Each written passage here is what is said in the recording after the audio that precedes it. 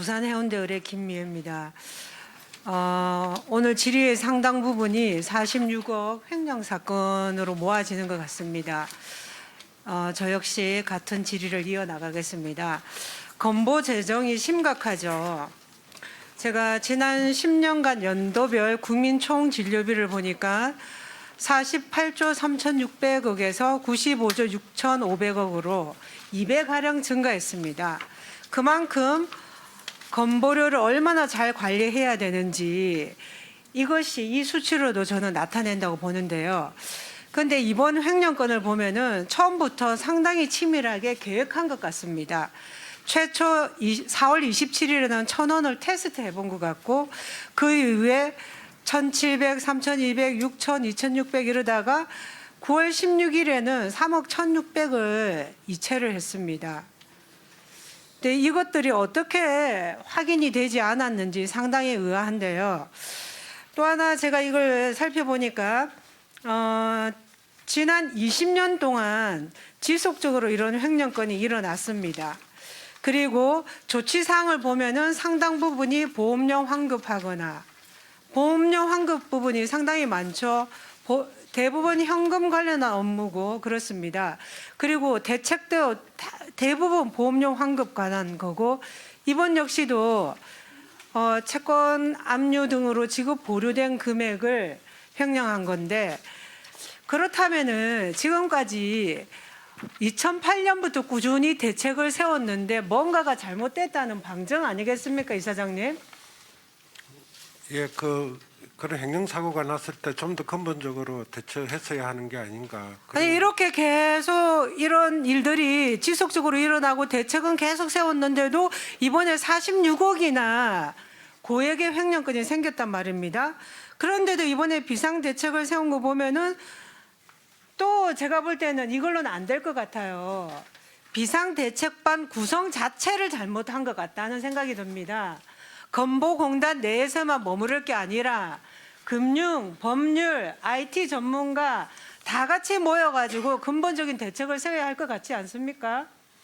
예, 의원님 말씀처럼 저희도 회계 분야라든지 IT 분야 이런 부분들을 컨설팅이나 똑같이 참여하는 방안을 검토하고 있습니다. 검토를 하는 게 아니라 해야 되죠. 지금 이걸 한번 보세요. 이번에는 상당히 계획적인 건데 이 금액이 채권 압류로 지급 보류된 금액이 지금 총 얼마 있습니까? 공단에. 저희가 채권 압류로 하는 게 이렇게 할 여지가 있는 금액이 580억입니다. 이 사건 포함해서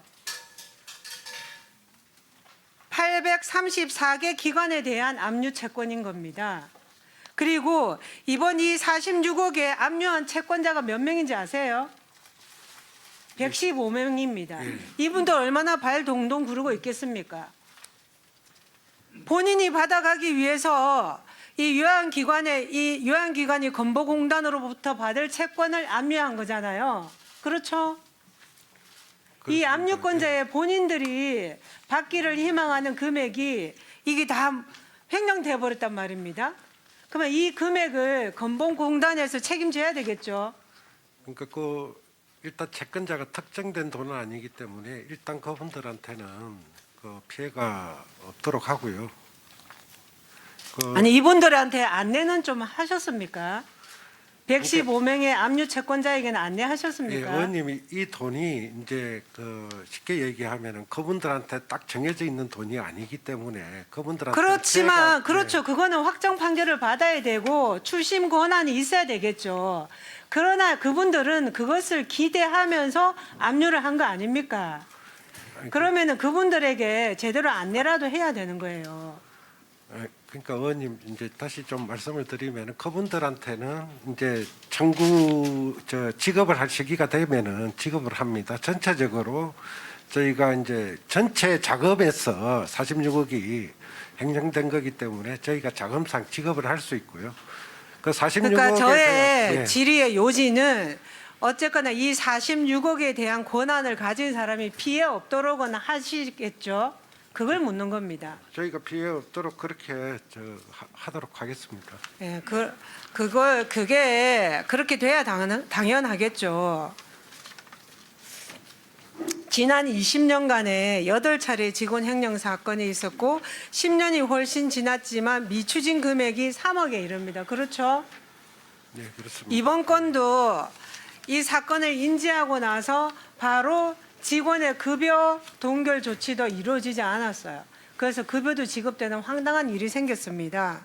그러면 이 일을 하시는 분들이 저는 이 공익적인 마인드가 본인의 이익보다 저는 더 컸어야 된다고 생각하거든요. 책임감이 더 컸어야 된다는 말입니다. 이런 엄청난 사건이 생겼을 때는 어떻게 이게 더 이상 조금이라도 손해가 가지 않도록 하기 위한 만반의 조치를 공단의 전 부처가 저는 지혜를 모았어야 된다고 생각합니다. 그러니까 이런 일을 저지르고도 다음날 월급을 지급하는 그런 사태가 생기는 거죠. 그렇죠? 예, 의원님 그 이제 월급 부분은 저희가 조금 뭐 세부적인 내용입니다만은 월급을 저희가 그 당시에 직업을 보류하려고 했습니다만은 그 이제 착오나 오류로 사실 직업이 되었습니다. 그래서 그러니까 이제 여기서 저희가 다음- 여기서 착오라는 단어가 나오는 것 자체가 이해하기 어려운 겁니다. 여기서 착오가 나오면 안 되죠. 이런 대형 사고가 생겼는데 공단의 이사장 입에서 착오라는 말이 나오면 됩니까? 아니, 물론 저희가 그 처리가 명확하게 안 된 부분이 있습니다만은 이제 이 특수성을 그리고 감안해서 하나만 예. 제가 또 질의를 하겠습니다. 어제 기재위에서 보니까 직원보다 못 버는 사장님 100만 명, 건보료 3,600억 더 냈다 이런 게 있는데 이게 5년간 사용자의 보수 원칙을 간주하는 규정으로 인한 건데 이에 대해서도 근본적으로 저는 개선이 필요하다고 봅니다.